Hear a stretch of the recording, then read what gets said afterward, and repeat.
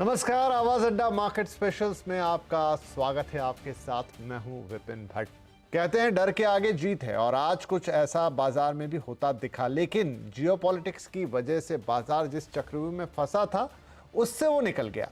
अभी ऐसा कहना थोड़ी जल्दबाजी होगी, लेकिन एक सिल्वर लाइनिंग बाजार में दिखाई जरूर दी है।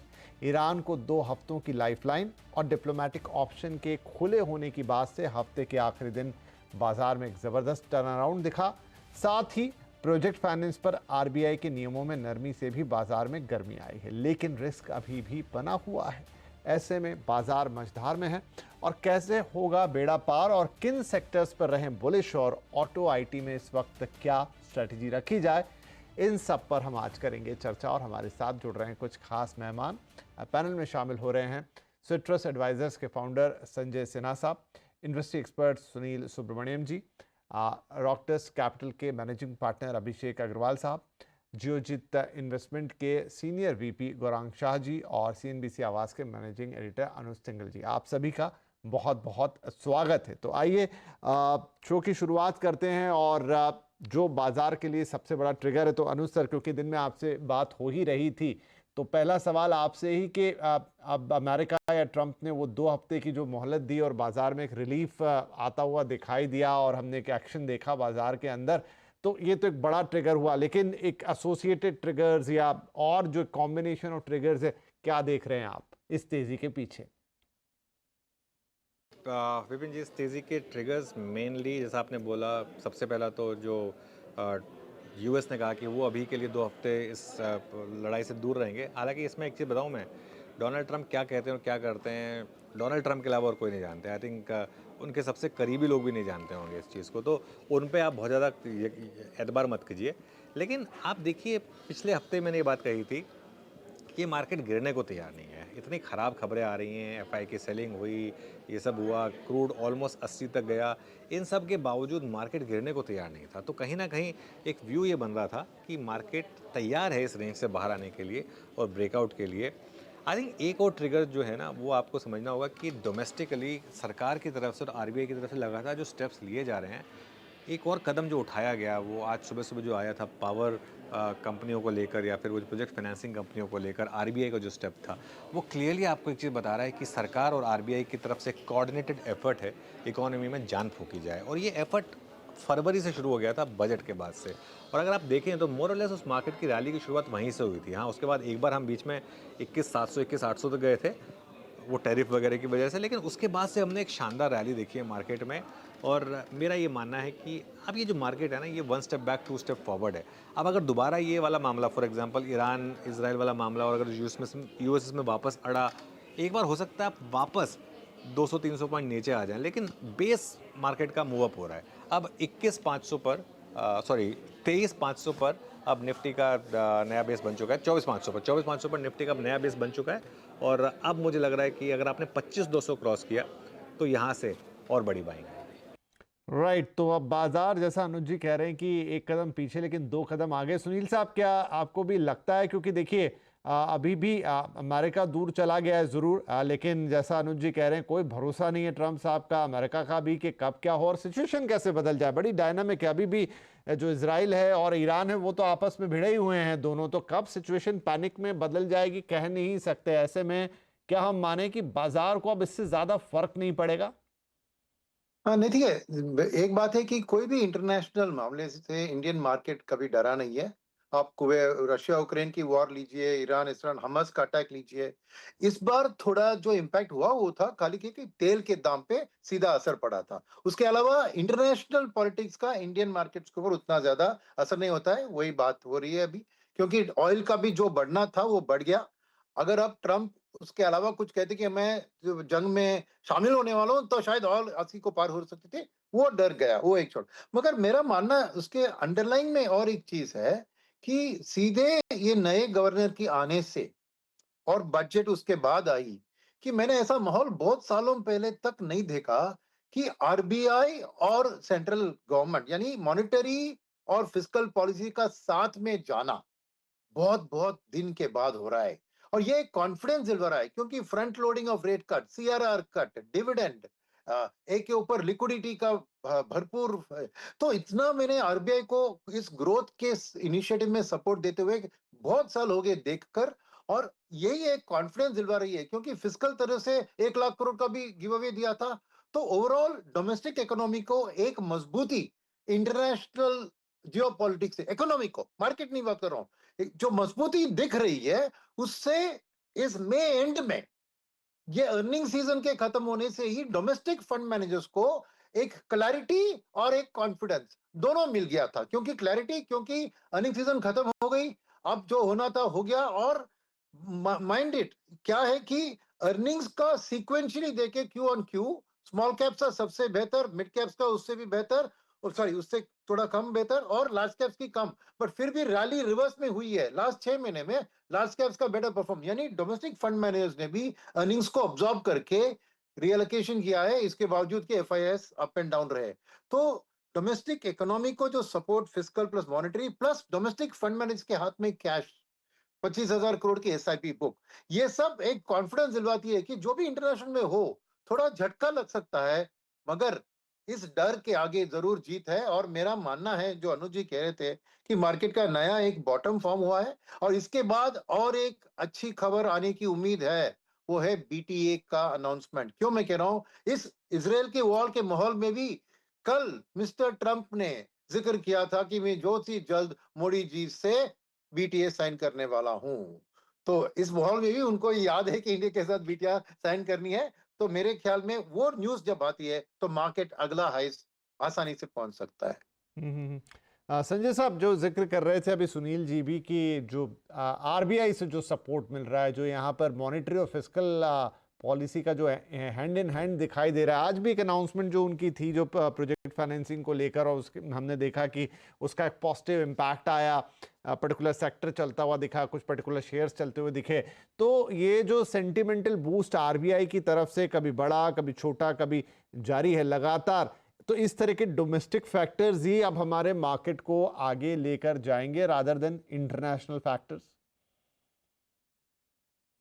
तो देखिए, इसके लिए मैं समझता हूँ दो चीजों को अपने सामने रखने की जरूरत है।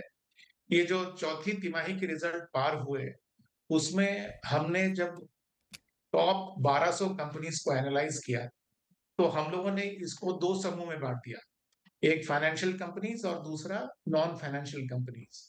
और जब हमने इस तरह से उनका विभाजन करके उनके प्रॉफिट्स को देखा, तो हमने पाया कि जो फाइनेंशियल समूह की कंपनीज थी, उनका टोटल प्रॉफिट ग्रोथ जो है ईयर ऑन ईयर, वो इस तिमाही में करीब 5% का था।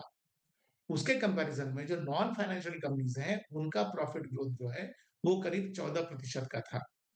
इसके पहले की जो ट्रेंड रहती थी, वो ये होती थी कि जो फाइनेंशियल कंपनीज हैं, उनकी प्रॉफिट ग्रोथ जो है वो साल दर साल, मतलब मैंने Q1 FY25 को ले लें, Q2 FY25 को ले लें, तो वो करीब 25% की होती थी। तो फाइनेंशियल कंपनीज के प्रॉफिट में स्लो डाउन हुआ है, लेकिन नॉन फाइनेंशियल कंपनीज के प्रॉफिट में काफी तेजी से इंप्रूवमेंट दिख रहा है। जैसे जैसे हम वर्ष FY26 में हम आगे बढ़ेंगे, तो मुझे लगता है कि जो नॉन फाइनेंशियल कंपनीज है, उनमें जो मोमेंटम बिल्ड हुआ है, वो आगे जाकर और भी तेज होने की संभावना मुझको दिख रही है। और इसका असर बाजार में एक झलक हम लोगों को पिछले कुछ दिनों में दिखा। दूसरी बात जो मैं समझता हूँ महत्वपूर्ण है, वो ये कि देखिए, जब बाजार गिरता है, तो मैंने देखा कि एनालिस्ट बहुत ताबड़तोड़ कंपनीज के अर्निंग्स के एस्टिमेट को या उनके टारगेट प्राइसेस को नीचे कर देते हैं। और जब मार्केट का रुख बदलता है, तो यही ट्रेंड बदल जाता है। पिछले तिमाही के रिजल्ट आने के बाद करीब करीब 200 कंपनीज के जो टारगेट प्राइसेस हैं, उनको ऊपर किया गया है। मेरे ख्याल से जैसे जैसे Q1, Q2, Q3, Q4 के रिजल्ट्स आएंगे FY26 में, तो और भी ज्यादा कंपनीज के रिजल्ट, और भी ज्यादा कंपनीज के अर्निंग्स और उनके टारगेट प्राइसेस को बढ़ाया जाएगा। जब इनके टारगेट प्राइसेस को बढ़ाया जाएगा, तो निफ्टी की जो ईपीएस है, वो भी मेरे ख्याल से ऊपर उसकी एस्टिमेट बढ़ेगी। तब आज जो हमारा बाजार 19 टाइम FY27 या 21 टाइम FY26 को जो आप देख रहे हैं, वो उससे भी सस्ता दिखेगा। तो मेरे ख्याल से आज मुझे लग रहा है कि शॉर्ट टर्म में बाजार पे इवेंट्स का प्रभाव है और जो इवेंट्स हमारे सामने हैं वो सबसे ज्यादा महत्वपूर्ण इवेंट तो ऑफ कोर्स ईरान और इजराइल के कॉन्फ्लिक्ट का है। उसके अलावा 3 जुलाई को ट्रम्प साहब के 90 दिन की पॉज की पीरियड खत्म हो जाएगी और उसके बाद क्या रूप लेगा टैरिफ पूरे वर्ल्ड में, वो पिक्चर भी थोड़ा सा क्लियरली हमको समझ में आने लगेगा। तो इसके बाद अगर हम और आगे बढ़ें तो मॉनसून किस तरह से प्रोग्रेस कर रहा है वो भी दिखेगा एंड जुलाई के मध्य से हमें first quarter of financial year 26 के रिजल्ट दिखने शुरू हो जाएंगे। तो ये इवेंट्स का जो प्रभाव है वो हमारे ख्याल से शॉर्ट टर्म पे बाजार पे पड़ेगा, लेकिन मीडियम टर्म पर बाजार पे ज्यादा असर मेरे ख्याल से लिक्विडिटी का पड़ेगा। और जैसा कि सुनील जी भी कह रहे थे कि जो म्यूचुअल फंड के फ्लोज हैं, भले अप्रैल 24 के बाद पहली बार नेट फ्लोज इक्विटी में 20,000 करोड़ से नीचे आया है, लेकिन एसआईपी का नंबर अभी भी 25-26,000 करोड़ पर मंथ का है। तो वो एक बहुत बड़ा मेरे ख्याल से मीडियम टर्म में बाजार को सपोर्ट है। और लॉन्ग टर्म में जो मैं आपको पहले करा था, अगर अर्निंग्स के अपग्रेड होंगे तो यही वैल्यूएशन जो आज आपको दिख रहे हैं ये यहाँ से भी सस्ते दिखेंगे। तो बाजार के लिए बहुत सारे लेग्स हैं जी यहाँ से ऊपर जाने के लिए। चलिए अच्छी बात है। तो बहुत ही विस्तार के साथ इनफैक्ट यहाँ पर संजय जी ने बताया कि एग्जैक्टली क्या क्या चीज़ें हैं जो बाजार को मूव करेंगी आगे चलते हुए। बहुत कुछ अर्निंग सीजन की भी बात की, उसकी भी बात अभी हम थोड़ी आगे करेंगे क्योंकि अब फिर से आ रहा है और Q1 पर सबकी नज़र होगी। गौरांग साहब, अगर ये हफ्ते की बात करें तो सेंसेक्स निफ्टी दोनों ही करीब 1.5% से ऊपर, निफ्टी बैंक में भी 1.25%, इंफ्रा ले लीजिए, प्राइवेट बैंक्स ले लीजिए, ऑटो ले लीजिए, आईटी ले लीजिए, सब 1-1.25%। तो एक अच्छी परफॉर्मेंस इस हफ्ते क्लॉक हुई है। क्या इस हफ्ते में खास था और यहाँ से अगले हफ्ता, उसका अगला हफ्ता, वो आप कैसा देखते हैं इन बेसिस ऑन दिस थिंग्स? बहुत बहुत धन्यवाद विपिन जी, आपका सभी को प्रणाम और शुभ दिन हमारे तरफ से, शुभ संध्या हमारे तरफ से, क्षमा चाहता हूँ। तो देखिए, आज शुक्रवार का दिन है और हम 25,100 के पार जा करके खड़े हैं। अब दिक्कत यह है कि पिछले कुछ हफ्तों में हम 25,000, 25,100, 25,200 तक भी गए, लेकिन वहां पर टिक नहीं पाए। कारण एक नहीं अनेक थे। ज्यादातर जो कारण थे बाजार को नीचे लाने के लिए, वो अंतर्राष्ट्रीय स्तर से जो खबरें आई उसको लेकर के है। स्थानीय मार्केट में अगर आप देखें, हमारे आंकड़े जो आए अर्थव्यवस्था के, महंगाई दर के, विकास दर के, ब्याज दरों में जो कटौती, आप सभी मापदंड में देख लीजिए तो स्थानीय मार्केट में से ऐसे कोई नकारात्मक संकेत नहीं आए जिससे बाजार में गिरावट आई। जो भी गिरावट आई वो अंतर्राष्ट्रीय स्तर पे आई, जो खबरें हमने देखी। तो पिछले कुछ हफ्तों से हमने, और जैसे अभी अनुज भाई भी बता रहे थे, 24,500, 25,100 और 25,200, तो एक बड़ा दायरा बना है। और हमने पिछली बार भी कहा था कि मेरे ख्याल से बाजार एक दायरेबंद कारोबार कर रहा है और जितना लंबा समय बाजार इस दायरेबंद कारोबार करेगा तो एक मजबूत नींव या बुनियाद बनाने का प्रयास होगा। उसके पश्चात जब धीरे धीरे करके ये जो युद्ध को लेकर के परिस्थितियां आए, अगर सकारात्मक खबरें आई, बुद्धिमत्ता का प्रयोग किया और जिस प्रकार की परिस्थिति उसमें कुछ सुधार हुआ, सिर्फ खाड़ी देशों में नहीं, रशिया यूक्रेन दूसरा भी मुद्दा है जहां पर नजर होनी चाहिए, तो शायद हम जुलाई के मध्यम में या फिर जुलाई के अंत तक धीरे धीरे करके ये जो दायरा है उससे उभरने का प्रयास करेंगे। लेकिन ये सब अंतर्राष्ट्रीय स्तर पर जो खबरें उस पर ज्यादातर निर्भर होगा विपिन। ये जो हफ्ते में हमने देखा, तो आज ही सबसे बड़ा कारण आया जिस तरीके से अमेरिका के राष्ट्रपति से टिप्पणी आई, और एक वास्तविकता ये भी बनी कि काफी कुछ शॉर्ट्स थे सिस्टम में। शायद 25,000 का स्तर पार करने के बाद शॉर्ट कवरिंग के आई बाजार में, उसके कारण भी हमने थोड़ा बहुत ऊपर तरफ का सहारा मिला। अब यह है कि आज, कल और परसों, यानी कि अब शुक्रवार की शाम, शनिवार और सोमवार को किस प्रकार की खबरें आती है अंतर्राष्ट्रीय स्तर पर, उसकी प्रतिक्रिया हमें सोमवार को देखने मिलेगी। और मैं मानता हूं कि अगर जैसे अनुज भाई ने बताया 25,200, 25,250 के बाहर निफ्टी स्पॉट जाकर के किसी भी दिन हमें बंद मिलता है तो फिर ऊपर के तरफ के दायरे और भी खुल जाते हैं, लेकिन पूरी निर्भरता होगी अंतर्राष्ट्रीय स्तर पर से क्या खबरें आती हैं। जी तो सब कुछ निर्भर करेगा। आपका कहना है कि अंतर्राष्ट्रीय बड़ा इवेंट तो है, इवेंट इन द सेंस कि बड़ा सीन तो क्रिएटेड है, किसी को नहीं पता कि आगे क्या होगा, और सबसे बड़ी बात उसमें अनसर्टेनिटी है। अभिषेक जी, क्या ये ही अनसर्टेनिटी जो है यही बाजार के लिए एक थोड़ी दुगदुगी है? क्योंकि बाकी चलिए हमारे इंटरनल फैक्टर जहां से वो लगातार सिग्नल ले रहा है, जैसा अनुज जी ने कहा, सबने कहा कि हमारा बहुत कुछ है जहां हम इंटरनल सिग्नल्स पे चल रहे हैं और वो अभी मोटा मोटा ठीक चल रहा है। अभी आप उसमें मॉनसून को और जोड़ लीजिए, कुछ और चीजें जोड़ लीजिए, आगे Q1 पे सबकी नजर अब धीरे धीरे मन में आ ही रहा होगा वो सब कुछ भी। लेकिन फिर भी ये जो ग्लोबल अनसर्टेनिटी है और ट्रंप ने उसको जैसा बना दिया है, वो हमेशा एक तलवार जैसी लटकती हुई रहती है। क्या वो हमको थोड़ा परेशान करेगी? देखिए, जो सुपर पावर होता है वो यही होता है कि to keep everybody on his feet. And Trump जो है वही स्ट्रैटेजी अपना रहे हैं। एंड हमें लगता है जब हम उनके ट्वीट सुनते हैं या उनके स्पीचेस सुनते हैं कि बहुत रैंडम पर्सनालिटी है, बट अगर आप ठीक से गौर करेंगे तो यहाँ रैंडमनेस नहीं दिखेगी, बल्कि स्ट्रेटनेस दिखेगी। और इस तरह से गैस करवाते हैं कि सब गैस ही कर रहे होते हैं कि अब अगला मूव क्या होगा। And that uncertain move helps America to negotiate better.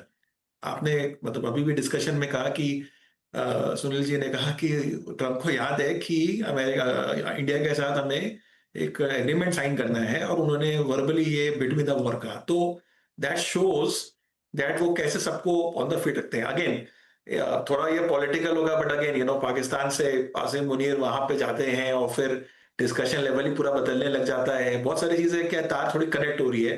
But अगर हम इंडिया के कॉन्टेक्स्ट से देखें तो एक ट्रैक रिकॉर्ड जो मोदी गवर्नमेंट की रही है, अगर हम देखेंगे ना, तो इस तरह के कोई भी इंटरनेशनल इवेंट जो इतनी बड़ी हुई है, कोविड का हम एक क्लासिक केस ले लें, तो हमारे यहाँ पे हमारी गवर्नमेंट ने इस तरह की कोई भी बड़े इवेंट को बहुत अच्छे से संभाला है। इंडिया पाकिस्तान का वॉर हो गया, हमारे मार्केट ने कोई भी ऐसा कोई बहुत बड़ा करेक्शन नहीं दिखाया। उसके बाद अब हम ऑनगोइंग ईरान और इजराइल का वॉर देख रहे हैं, जो कि अगेन साइज के हिसाब से देखें तो काफी क्रिटिकल और इंपॉर्टेंट है। बट वहां पे भी हमारे मार्केट ने कोई ऐसी बड़ी नेगेटिव सरप्राइज नहीं दिखाई है, बल्कि ऑन द कॉन्ट्ररी अगर आप निफ्टी की ऑल टाइम हाई जो लास्ट सितंबर की अगर आप देखें तो 26,250-260 के आसपास है। एंड हम ऑलरेडी 25,000 के ऊपर है, तो बहुत ज्यादा दूर नहीं ऑल टाइम हाई से।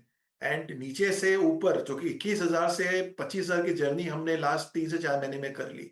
सो what I am only trying to say that हमारी डोमेस्टिकली जो एसआईपी की फ्लो आप कह लें, डोमेस्टिक में हमारे जीएसटी की कलेक्शन की बात आप कह लें, जीडीपी की ग्रोथ की बात कह लें, रेट कट की बात कर लें, ये सारे के सारे डोमेस्टिक फैक्टर जो हैं वो हमारे फेवर में है। एंड वो फेवर में होने की वजह से ही मार्केट अभी तक इतनी स्ट्रांगली हिल्ड है। एंड मुझे लग रहा है कि ये मेंटेन होगा अनलेस अनलेस अमेरिका वॉर में आ गया। तो अमेरिका से वॉर में नहीं आएगा, हमें पता है कि और भी साइड लाइन में बड़े बड़े देश जो हैं, जो काफी बड़े हैं अपने हर तरह के इकोनॉमी के दायरे में रखते हुए, तो फिर सिचुएशन बदल जाएगी। सो मैं ये डेफिनेटली एग्री जरूर करूंगा कि यहाँ से अगर चीजें थोड़ी स्थिति अगर आउट ऑफ कंट्रोल होने गई, तब मार्केट का रुख बदल सकता है। अदरवाइज अभी तक तो मार्केट ने बहुत अच्छे से चीजों को संभाला हुआ है। एंड मैं ज्यादातर अगर ये Q4 के भी नंबर्स की हम बात कर रहे हैं तो देखिए बहुत ज्यादा कुछ ज्यादा खराब नहीं आया है, अब बहुत हद तक हम मेंटेन कर रहे हैं। सो इंटरनेशनल एक्टिविटीज जो लास्ट एक साल से जितनी भी चल रही होंगी कहीं पे भी, चाहे अमेरिका का स्लो डाउन हो, यूरोप के अंदर में वहां पे कोई भी तरह का इन्वेजन, हम यूक्रेन को ले लें, we have really perform well and data is good. मेरे हिसाब से अगर हम उसको मद्देनजर रखें तो अभी तक कोई ऐसी बात नहीं है कि फंडामेंटली हम कहीं गलत जा रहे हैं। मेरे हिसाब से fundamentals are actually matching to where the market is right. ठीक है, चलिए। तो थोड़ा अनसर्टेनिटी तो रहेगी, और फिर वो ना रहे तो मार्केट को भी शायद मजा ना आए। तो अनुसार, क्योंकि सब लोगों ने अपने अपने पर्सपेक्टिव दिए और उसमें इफ एंड बट हैं, और अगर इसी इफ एंड बट में थोड़ा हम चले जाएं कि अभी तो बढ़िया एक परफॉर्मेंस आया इस हफ्ता का खत्म होते होते, लेकिन क्या ये जो तेज़ी हमने देखी, फैक्टर जो भी पकड़े, टिकाऊ दिख रही है? ये आगे ऐसे सस्टेन करेगी, या फिर अभी भी देखिए वो ईरान और इजराइल तो अपने अपने लेवल पे कन्फ्लिक्ट में भिड़े हुए हैं, कल को ज़्यादा एस्केलेट कर जाए, कुछ और हो जाए? आपने भी कहा कि कोई किसी चीज़ का भरोसा नहीं, ना ट्रंप का भी नहीं। तो कैसे देखेंगे, क्या ये टिक पाएगी तेज़ी? देखिए, अगर तो ये संकट पूरी तरीके से टल गया और अगर ब्रेंट 70 के नीचे आ गया उसकी वजह से, तो मुझे लग रहा है कि हम ऑल टाइम हाई की तरफ भी जा सकते हैं। फिर तो यहाँ से और 1000 पॉइंट की रैली ओपन हो जाएगी। अगर ये नहीं हुआ तब भी मेरा ये मानना है कि हम इस साल शायद ऑल टाइम हाई लगाएंगे निफ्टी के ऊपर। हो सकता है दिवाली के आसपास वो ऑल टाइम हाई भी लगे, ये पॉसिबिलिटी काफ़ी स्ट्रांग है। बहुत कुछ डिपेंड करेगा 2 हफ्ते बाद जो अर्निंग सीजन शुरू हो रहा है उसके ऊपर, वो हमारे लिए सबसे मैसिव ट्रिगर होगा। देखिए इस समय हम इन चीज़ों की बात इसलिए इतना भी कर रहे हैं, कोई डोमेस्टिक क्यूज़ नहीं थे। आज हमको एक डोमेस्टिक क्यू मिल गया, देखिए हमने कैसे रिएक्ट किया। वो आरबीआई के उस स्टेप के बाद देखिए आज किस तरीके से रिएक्ट किया। 2 हफ्ते पहले वो पॉलिसी आई थी, 3 दिन तक मार्केट ने ग्लोबल क्यू देखे भी नहीं थे, मार्केट सिर्फ डोमेस्टिक क्यूज़ पर रिएक्ट कर रहा था। तो हमारी मार्केट हंग्री है इस समय डोमेस्टिक क्यूज़ के लिए। वहाँ अगर आपको अच्छे क्यूज़ मिल गए तो मार्केट उसके बाद ग्लोबल क्यूज़ की बियॉन्ड अ पॉइंट चिंता करता भी नहीं है। तो 2 हफ्ते बाद जो अर्निंग सीजन शुरू होगा वो एक बहुत बड़ा ट्रिगर होगा हमारा। राइट, तो बस सुनील सर, अनुज सर काफ़ी ज़्यादा बुलिश हैं कि हम अब दुनिया में जो होता है होता रहे, लेकिन हमारे अपने फैक्टर्स हैं, हमारी अपनी चीज़ें हैं, हमारी इतनी बड़ी अपनी इकोनॉमी है, इतना बड़ा देश है और उसमें कई सारी चीज़ें हैं जिनको मार्केट पहले देखता है। अगर वो चीज़ें देखने को मिलती रहे तो फिर वो बाहर की तरफ ध्यान नहीं ले जाता। एक उनका जो बार बार झुकाव जा रहा है वो है कि अब जो आगे अर्निंग सीजन है और 2 हफ्ते बाद ही आएगा, उस पर भी तो आते वक्त में अर्निंग सीजन एक चीज हो गई, मॉनसून मैंने अभी जिक्र किया थोड़ी देर पहले, और क्या ऐसे ट्रिगर्स हैं जिसको बाजार पकड़ता हुआ नजर आएगा और वहां से क्यूज लेगा? वो है बीटीए, क्योंकि जुलाई फर्स्ट वीक में ट्रम्प की 90 डे की पॉज खत्म हो रही है। जैसे मैंने कहा, ट्रम्प ने कल भी जिक्र किया कि बातचीत हो रही है, साइन करेंगे। जब वो डील साइन होती है तो जो अनसर्टेनिटी है एक्सपोर्ट रिलेटेड सेक्टर में, उसमें मानते हैं कि सभी जगह हम विन नहीं कर सकते। बीटीए में कुछ सेक्टर्स को हमें दाव में डालना पड़ेगा ताकि कुछ जीते, और लेबर ओरिएंटेड सेक्टर में शायद हम ज्यादा अपना ध्यान देंगे क्योंकि वो डोमेस्टिकली लेबर अनएम्प्लॉयमेंट एक बहुत बड़ा मुद्दा है। तो वो बीटीए की जो भी अनाउंसमेंट होती है वो मुझे ट्रिगर होगी कि ये जो लाइफ टाइम हाई की बात करें उसका आधा रास्ता तो बीटीए के साइनिंग से हम पार कर लेंगे। तो मुझे सबसे बड़ी ट्रिगर वो दिख रही है। और उसके अलावा जैसे कहा, इंटरनेशनल में जो ऑयल प्राइस की बात है ना, अभी ये अर्निंग सीजन की जिक्र किया अनुज जी ने, तो क्या है कि जुलाई 10 को शुरू होती है, मगर उसको 2 महीने लगते हैं पूरे अर्निंग सीजन को प्ले आउट होने में। तो ये एक शॉर्ट शॉर्ट तो कहते हैं ना, ड्रिप इरिगेशन की तरह वो रिजल्ट आती हैं। तो मार्केट हर रोज कुछ रिजल्ट से पॉजिटिव कुछ नेगेटिव दिखेगा, मगर बीटीए एक शार्प ट्रिगर है। और उसके साथ ऑयल का प्राइस अगर 80 से नीचे दिख रहा है फ्यूचर्स में, तो मेरा मानना है कि मार्केट की तेजी में कोई रुकाव नहीं आ सकती है। तो बीटीए और तेल का प्राइस, ये दोनों ही हमारे लिए सबसे बड़े ट्रिगर्स हैं। उसके अलावा डोमेस्टिक में अर्निंग सीजन के अलावा मानसून की प्रोग्रेस भी मैं उतना नहीं मानता हूं, क्योंकि क्या होते हैं कि नंबर्स आंकड़े आते हैं कि मानसून अच्छी लॉन्ग टर्म एवरेज से बेहतर है, मगर कहाँ मानसून बारिश कहाँ आ रही है, स्पेशल डिस्पर्शन उसका क्या है, और टाइमिंग में कहीं कहाँ पे कब पड़ रहा है, ये भी चीज इंपॉर्टेंट है। तो ये दोनों मुझे टाइम लगेंगे समझने में, बट उसके अलावा मेरे लिए ये दो चीज मैं कहूंगा, बीटीए और ऑयल प्राइस, ये दोनों सिग्निफिकेंट ट्रिगर्स जो मार्केट को एक नेक्स्ट लेवल पे पहुंचा सकती है। BT and oil prices, okay, ठीक है। एंड लेट्स होप कि क्या वहाँ से निकलता है, क्योंकि ऑयल प्राइसेस बहुत कुछ निर्भर करेंगी कि इस समय जो जियोपॉलिटिकल सिचुएशन है वो कैसे आगे एस्केलेट होती है या कैसे आगे थोड़ी न्यूट्रलाइज होती है। संजय साहब, अगर हम थोड़ा इस बीच जो और दूसरी चीज़ें आ रही, फॉर एग्जांपल टू व्हीलर्स के नंबर काफ़ी इनकरेजिंग है, यहाँ ग्रोथ दिख रही है, रजिस्ट्रेशन में 6% की इंक्रीमेंट है, और पैसेंजर व्हीकल्स को छोड़ के अगर हम बाकी देखें तो कुल कमर्शियल व्हीकल या तमाम और दूसरी टू व्हीलर्स भी, जैसा मैंने जिक्र किया, सब में ग्रोथ है। ये कुछ सिग्नल पॉजिटिव हैं डोमेस्टिक इकोनॉमी के लिए, देन मार्केट इन पर पॉजिटिवली रिएक्ट करेगा। मेरे ख्याल से ये जो स्टेटिस्टिक्स हैं, इनका महत्व बहुत ज्यादा है, क्योंकि पिछले कुछ महीनों में अर्बन कंजम्पशन में स्लो डाउन हो गया था, और उसकी जो गिरावट है, ये उम्मीद की जा रही थी कि रूरल कंजम्पशन से वो सपोर्ट हो जाएगा। टू व्हीलर्स की जो सेल्स है, वो अधिकांश रूप में रूरल या सेमी अर्बन एरियाज में होती है, इसलिए ये जो नंबर है ये डेफिनेटली एनकरेजिंग है। साथ ही साथ जो वीट के गेहूं के जो उपज के नंबर्स आए, और इस साल जो ओवरऑल एग्रीकल्चर प्रोडक्शन का नंबर एस्टिमेट किया जा रहा है, उससे भी लग रहा है कि इस बार रूरल क्षेत्र में प्रॉस्पेरिटी जाने की संभावना है। हम सब जानते हैं कि आईएमडी ने भी फोरकास्ट किया है कि जो मानसून इस साल होगी, वो उम्मीद की जा रही है कि एवरेज से 6% ज्यादा होगी। और जैसा सुनील जी ने कहा कि ऑफ कोर्स ये महत्वपूर्ण है कि वो किसी एक पर्टिकुलर क्षेत्र में केंद्रित ना हो जाए, ना ही कि किसी एक छोटे समय के अंतराल के अंदर आए ताकि बाढ़ की स्थिति पैदा हो जाए। अगर इवनली स्प्रेड होता है तो रूरल कंजम्पशन डेफिनिटली उससे प्रेरित होगा। लेकिन जो आपने सवाल उठाया था कि मार्केट किस सिग्नल्स को देखेगा, तो उस कॉन्टेक्स्ट में मैं छोटी-छोटी 4 बातें रखना चाहता हूँ। सबसे बड़ी सिग्नल जो बाज़ार इस बार देखेगा, वो रिसेंट पास्ट में मार्केट के बिहेवियर को देखेगा। अगर आप देखें तो सितंबर अक्टूबर 24 से लेकर जब मार्केट की गिरावट हुई, तो हमने देखा कि लार्ज कैप सेंसेक्स और निफ्टी में करीब-करीब 10% की गिरावट हुई। ये उस बैकग्राउंड में हुई जबकि एफआईआई की सेलिंग इसी पीरियड में करीब-करीब 2 लाख करोड़ की थी। अंडर नॉर्मल सर्कमस्टेंसेस इतनी बड़ी सेलिंग में हमारा बाजार कोलैप्स कर जाता। इनफैक्ट 10% की जो गिरावट है वो तो कुछ भी नहीं है।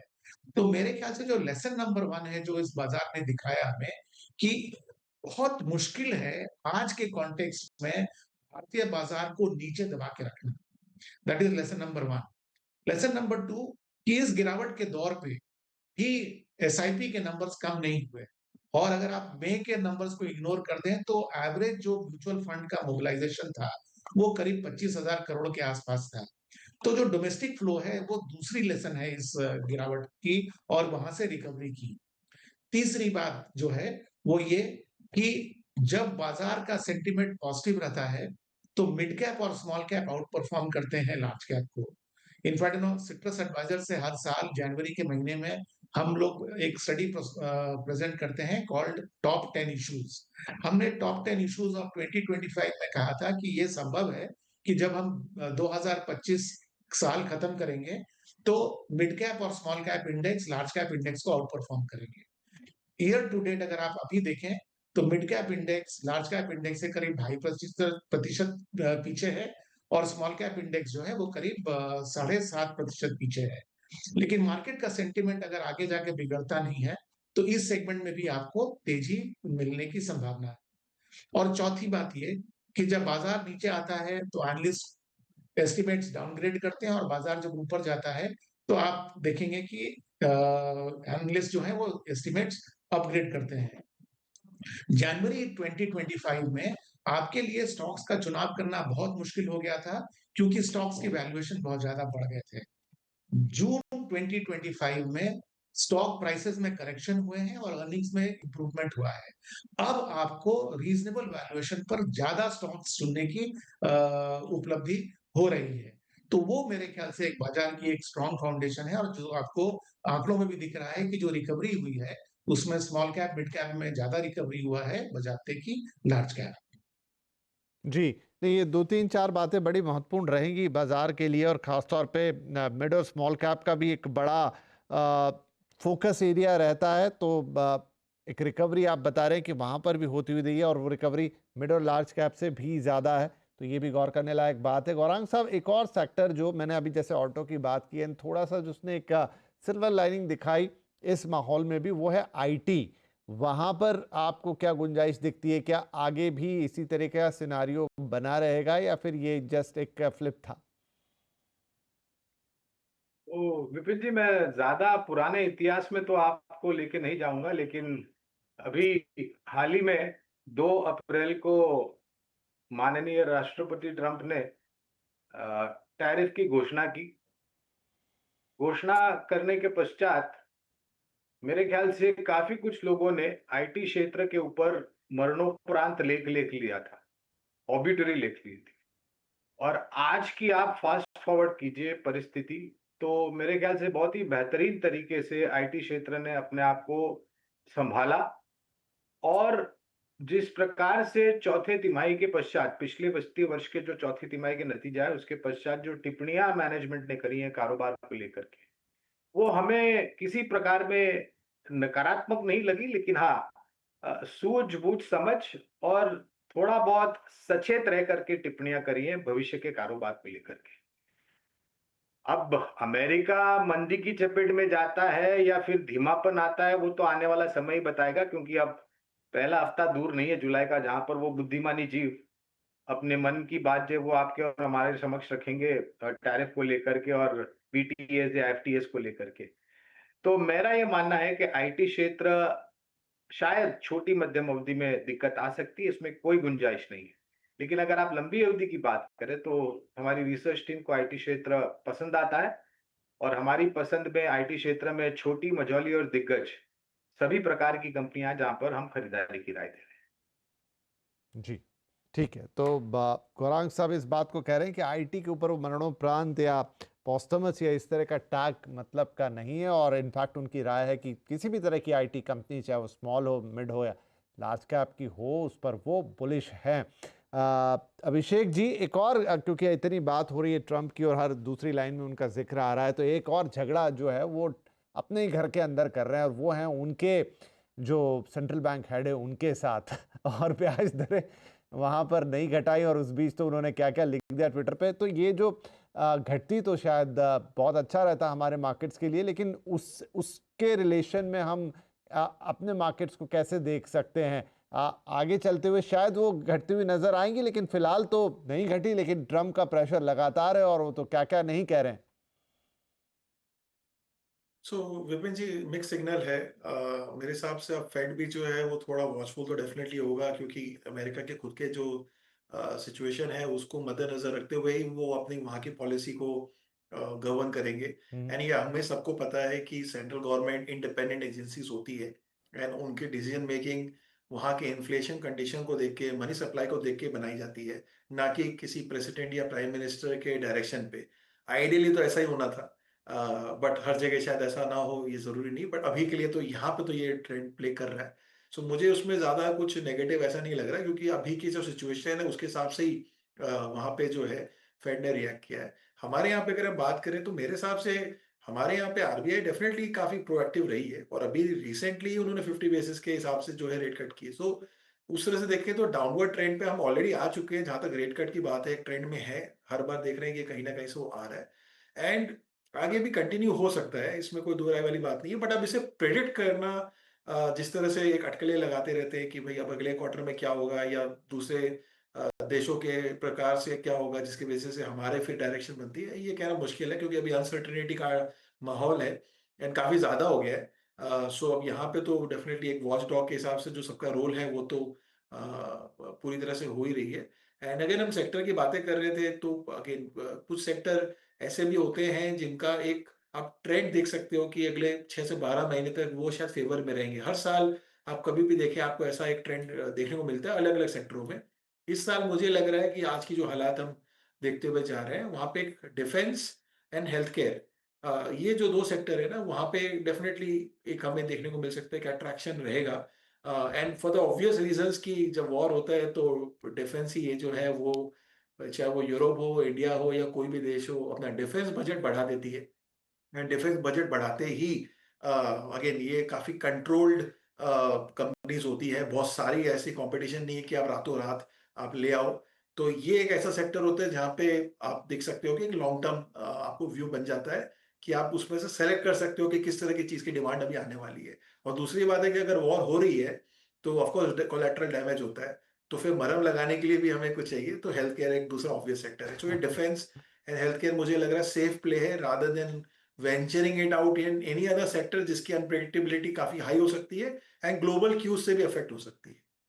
राइट, डिफेंस और जो कि बहुत ही टॉक्ड ऑफ सेक्टर है इस समय, और दूसरा आप हेल्थ केयर कह रहे हैं, तो बिल्कुल इस पर मैं तो इवन सबकी भी राय आगे चलते हुए लेना चाहूँगा। एक ब्रेक लूँ उससे पहले एक सवाल मैं चलते चलते अनुज जी आपसे पूछ लेता हूँ, क्योंकि हम बात कर रहे थे अमेरिका की और वहाँ के फेडरल रिजर्व की, और उससे कनेक्टेड है हमारे एफआईए बंधु।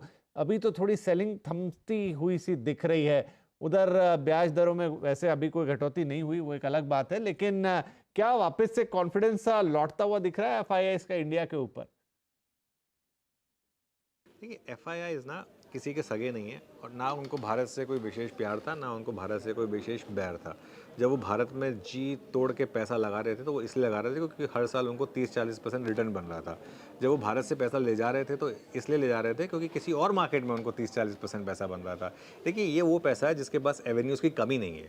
तो वो उन मार्केट्स में जाता है जहाँ मोमेंटम होता है। भारतीय मार्केट में पिछले 2 साल से मोमेंटम की कमी थी, तो इसके लिए आप इस तरीके की एफआई सेलिंग देख रहे थे।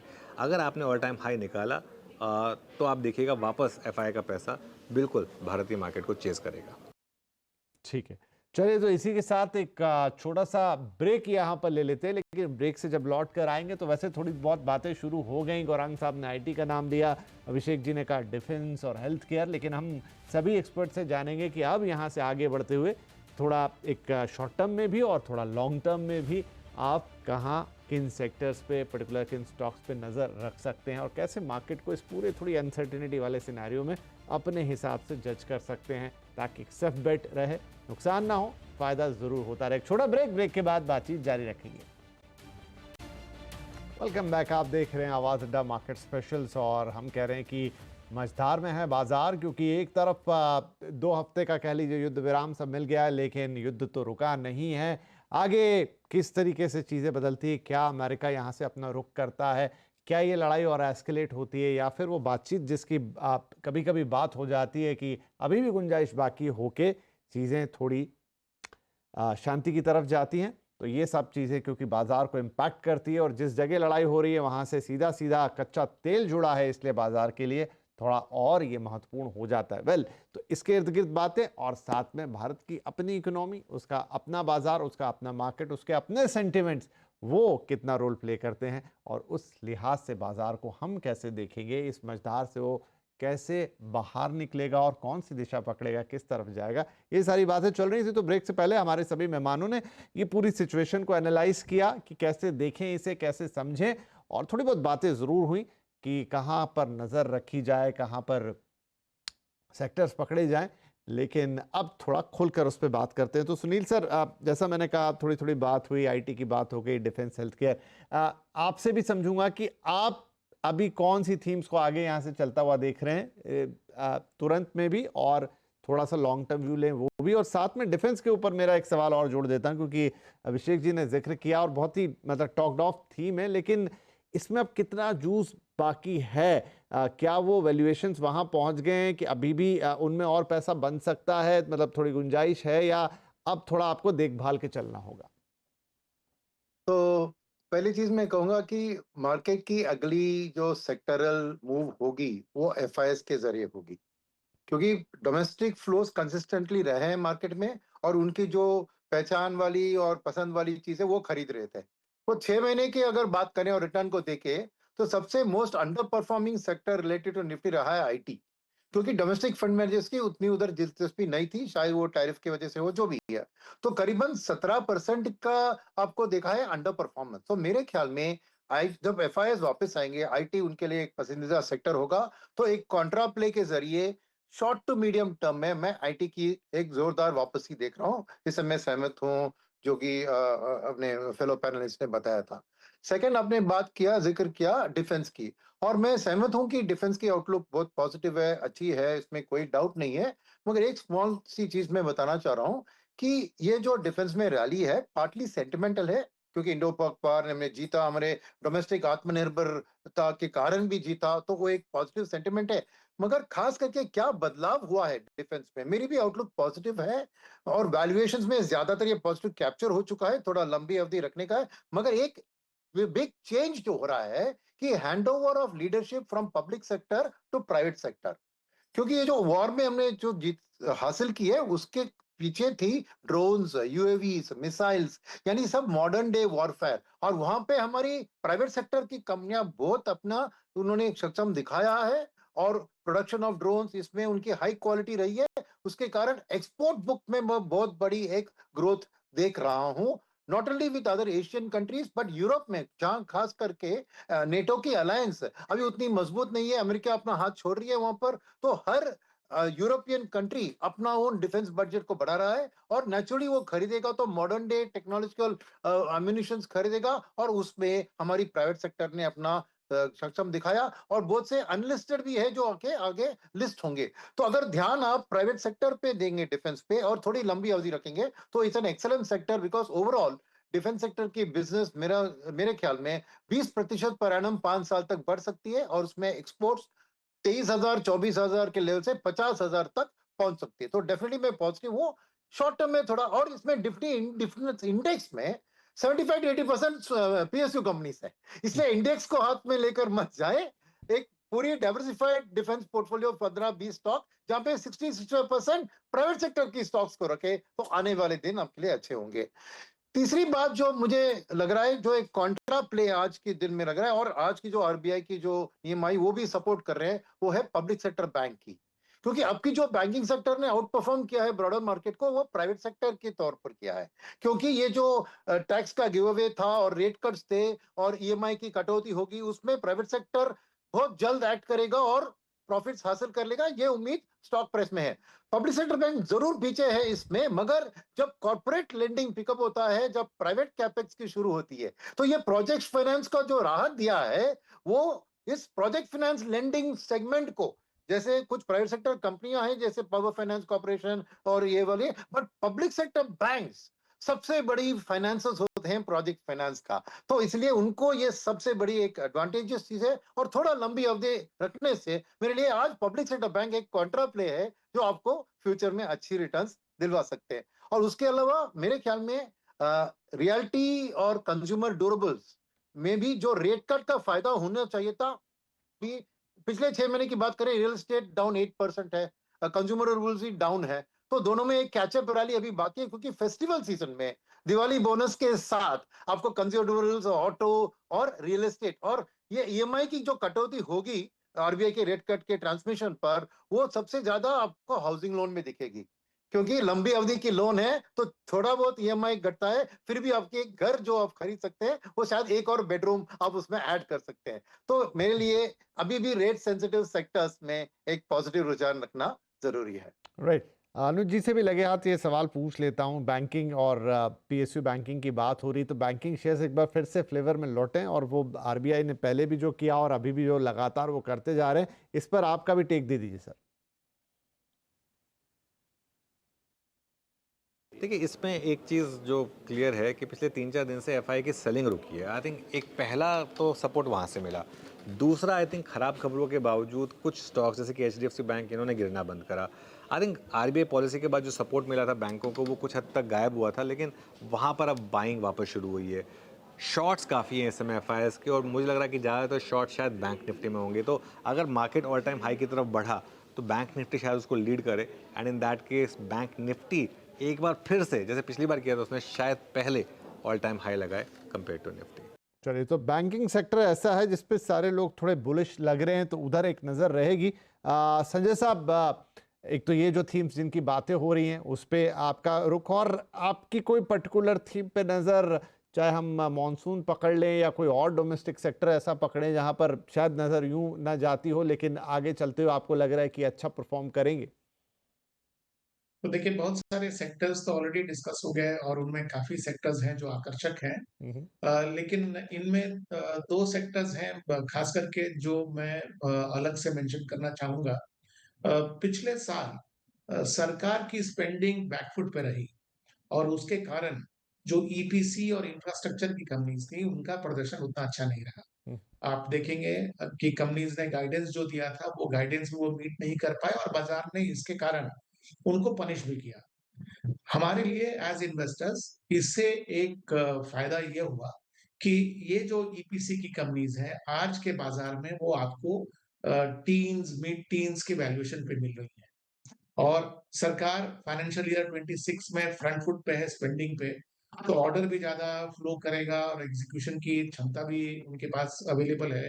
तो मेरे ख्याल से ये सेक्टर जिसने कि बहुत ज्यादा अच्छा प्रदर्शन नहीं दिया है, एक दो लार्ज कैप को अगर आप छोड़ दें, तो इसमें मेरे ख्याल से आपको अभी अगले कुछ महीनों में अच्छा अपॉर्चुनिटी मिलेगा। इसी से संबंधित मेरे ख्याल से कैपिटल गुड्स का भी सेक्टर है, जहां पर मैं इतना आपको आगाह कर दूं कि इनमें वैल्यूएशंस एक्सपेंसिव हैं, लेकिन जिस तरह की मॉडर्नाइजेशन और जिस तरह की डेवलपमेंट हमारी पावर सेक्टर में हो रही है, मेरे ख्याल से वैल्यूएशन रिच होने के बावजूद भी मल्टीनेशनल कैपिटल गुड कंपनीज में इस लेवल पर भी आपको ध्यान देना चाहिए। तीसरा जो मेरे ख्याल से एक सेक्टर है जो बेनिफिशियरी है आरबीआई के रेट कट का, वो है मेरे ख्याल से एनबीएफसीज। क्योंकि अनलाइक बैंक्स, एनबीएफसीज को रेट कटने के बाद फंडिंग जो वो होलसेल फाइनेंसिंग बैंक से उठाते हैं वो उनको और भी नीचे दरों पे मिल जाती हैं और इसके कारण उनका मुनाफा बढ़ जाता है। मेरे ख्याल से एनबीएफसी के समूह के अंदर जो हाउसिंग फाइनेंस कंपनीज हैं उनके लिए ये साल ज्यादा अच्छा होगा क्योंकि रेट कट के कारण एक तो डिमांड बढ़ेगा और साथ ही साथ इनको अपने होलसेल फंडिंग जो है वो भी अच्छे दरों पे मिलेंगी। तो मेरे ख्याल से ये भी एक सेक्टर है जिसको हम इस साल देख सकते हैं। हाउसिंग फाइनेंस कंपनी की आप बात करें गौरांग साहब, real estate as a play, अभी तो खैर लग्जरी रियल एस्टेट में कुछ ऐसी खबरें आ गई कि वो हमने देखा कि चला, उसका इम्पैक्ट भी, और ये एनबीएफसी माफ़ कीजिए जो आरबीआई का डिक्लेरेशन है उससे भी रियल एस्टेट के प्लेयर्स में कुछ एक रौनक दिखी। लेकिन लॉन्ग टर्म एक बहुत लंबा साइकिल हमने देख लिया रियल एस्टेट के अंदर। अच्छी बात है अगर वो इसी तरह से चलता रहे, लेकिन थोड़े थोड़े उसमें अब ब्लिप्स भी आते दिख रहे हैं। हालांकि जैसा मैंने कहा कि लग्जरी रियल एस्टेट एक बार फिर से, चूंकि एक बड़ी खबर मार्केट में आ गई, इतने कम समय में इतने करोड़ की डील हो गई और ये तमाम चीजें लिस्टेड प्लेयर की तरफ से, लेकिन ओवरऑल इस प्ले को आप कैसे देख रहे हैं? क्या अभी भी इस थीम में जूस बाकी है? और मॉनसून में थोड़ा मामला ठंडा रहता है, बट स्टिल एक लॉन्ग टर्म गेम की तरह आप कैसे देख रहे हैं? नहीं नहीं विपिन भाई, पहले तो ये विचारधारा आप ठीक कर लीजिए कि मानसून में निर्माण कार्य ठप हो जाता है। ऐसा बिल्कुल ही नहीं। पिछले कुछ सालों में जिस प्रकार से टेक्नोलॉजी ने सीमेंट क्षेत्र में भी योगदान दिया है, पहले आपको याद होगा एक सीमेंट कंक्रीट स्लैब को सुखाने के लिए 3 हफ्ते यानी कि 21 दिन लगते थे। आज वही सीमेंट कंक्रीट स्लैब आपका मेरे ख्याल से 3 या 4 दिनों में तैयार हो जाता है और आपका निर्माण कार्य तीव्र गति से आगे बढ़ता है। अब फास्ट फॉरवर्ड बाकी अन्य जो प्रोडक्ट बनते हैं सीमेंट क्षेत्र में, और सीमेंट एक ऐसा क्षेत्र है जिसकी चर्चा मेरे ख्याल से ज्यादा होती नहीं है, लेकिन एक बहुत बड़ा योगदान होता है। रियल एस्टेट सेक्टर जहां तक मेरी जानकारी अगर सही है तो सेकंड लार्जेस्ट कंज्यूमर है जितना भी सीमेंट का उत्पादन हमारे भारतवर्ष में होता है।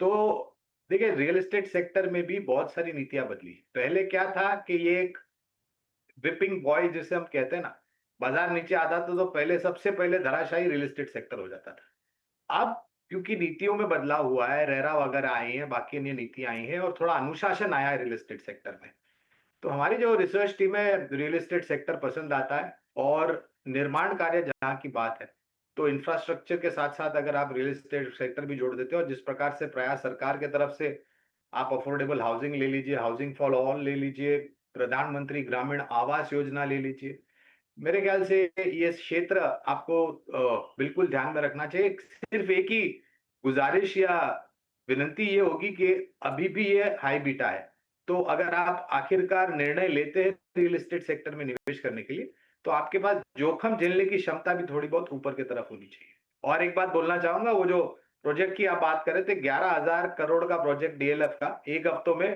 पूरा सोल्ड आउट हो गया था।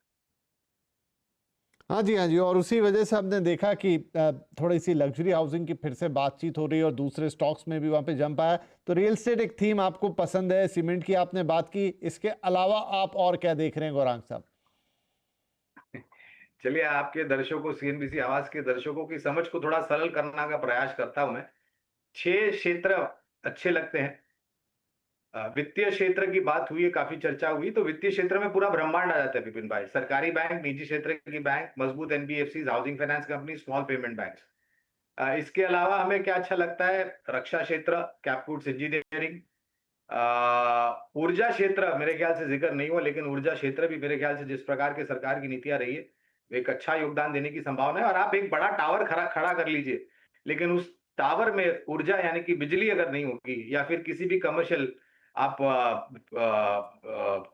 कॉम्प्लेक्स को देख लीजिए, तो ऊर्जा क्षेत्र है, ऑटो क्षेत्र है और सीमेंट क्षेत्र, ये कुछ 5 या 6 क्षेत्र है जहां पर हमारी गुजारिश ये होगी कि आप पहले दिग्गजों पर ध्यान दें और फिर कुछ चुनिंदा मौजवाली कंपनियों पर भी आप ध्यान दे सकते हैं। जी, ठीक है। तो काफ़ी सारे सेक्टर्स यहाँ पर गौरांग साहब ने बताया जिसमें उनको उम्मीद नज़र आती है, और इनफैक्ट हर तरह की कंपनी, हर वैल्यूएशन की कंपनी उसमें वो कह रहे हैं कि आप देख सकते हैं, बट ये है कि वो एक अच्छे प्लेयर्स होने चाहिए।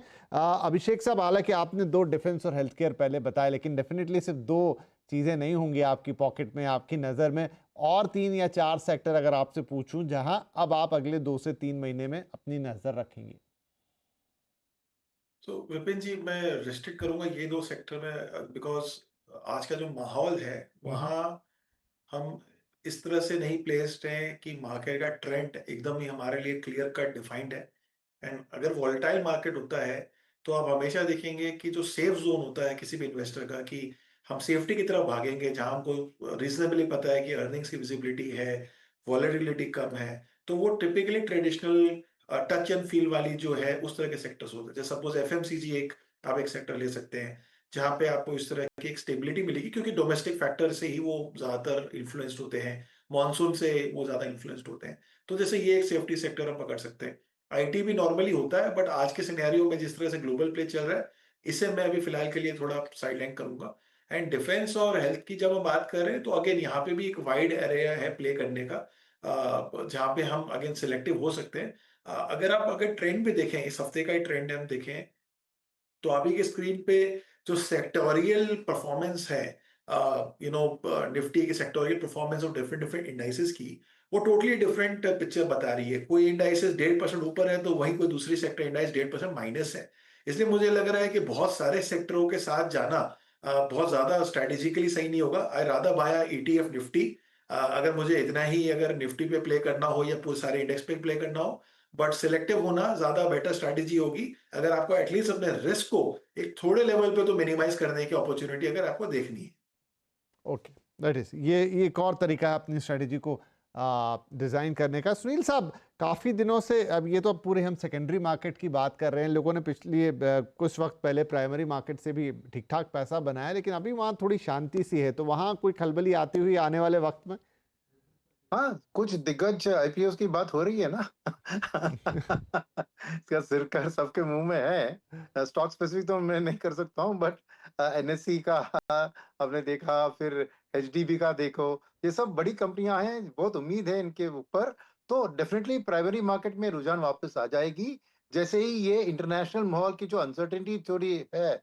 तो जो इश्यू लाने के जो लोग हैं वो भी थोड़ा वेट कर रहे हैं। एक्चुअली अगर लाते अभी तो रिस्पांस अच्छा मिलेगा, इसमें मेरी को कोई गुंजाइश नहीं है, मगर वो वेट कर रहे हैं कि क्यों ना बेहतर एक स्थिति में आ जाए। तो जरूर एक क्वार्टर में देख रहा हूँ कि क्या आपको आईपीओ की वापस एक बड़ी फ्लो दिखेगी। तो खैर, जब वो आएंगे तब उन पे अलग से हम बात करेंगे, लेकिन वहां पे भी मौके बनेंगे। एक चलते चलते एक सवाल, चूंकि अर्निंग सीजन की बात हुई थी और आपने कुछ कहा भी था अनुज जी, तो मैं उम्मीद करूंगा, जैसे हालांकि सुनील जी कह रहे थे कि लंबा 2 महीने का रहता है पूरा पीरियड, ऐसा नहीं कि वो आपको एक दिन में पिक्चर समझ में आएगी, लेकिन फिर भी उम्मीद क्या कर सकते हैं? कुछ बढ़िया रहेगा हमारे लिए या ठीक ठीक ही बात रहेगी? देखिए, अर्निंग सीज़न पिछले कई क्वार्टर से हम एक्सपेक्ट कर रहे हैं कि इम्प्रूव होगा, हो नहीं रहा है। और पिछला क्वार्टर भी ख़राब ही रहा था, लेकिन पिछला क्वार्टर इतना ख़राब नहीं था जितना Q3 था। Q1 से मुझे काफ़ी उम्मीद है। मेरा ये मानना है कि इकोनॉमी में अब वो टैक्स कट, रेट कट्स, इन सब का इम्पैक्ट दिखना शुरू होना चाहिए।